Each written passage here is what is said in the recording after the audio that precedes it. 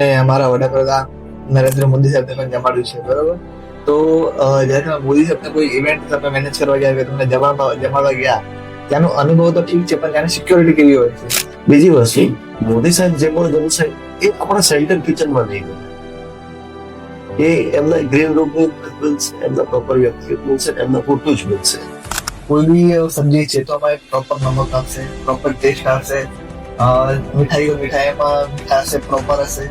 આ બધી ક્લિયર અને એકદમ ક્લીન અને એકદમ પ્રોપર એ તમે કેવી રીતે મેનેજ કરો છો? કેટરિંગ ઇન્ડસ્ટ્રીની અંદર એક ઇવેન્ટ પાછળ સમજો તમારા 3 ઇવેન્ટ છે, બ્રેકફાસ્ટ, લંચ અને ડિનર, તો એની સાથે સાથે તમારું મેનુ પણ 100 થી 150 આઈટમ સુધી પહોંચતું હોય છે. એ 100 થી 150 આઈટમ સુધી પહોંચો એટલે એની અંદર નાની નાની જરૂરતપૂર્વક વસ્તુ ગણીએ તો 2000, 2500, 3000 કે 5000 નંબર્સ ઓફ આઈટમ જતી હોય છે. ઇવેન્ટ હોય છે તેમાં મોસ્ટલી એક પ્રોબ્લેમ હોય છે, ફૂડ વેસ્ટ થાય છે, જમવાનું વધે છે. એકબીજાની દેખાદેખી કરી અને વધારે પડતી આઈટમ રાખવાનો ટ્રેન્ડ બન્યો છે.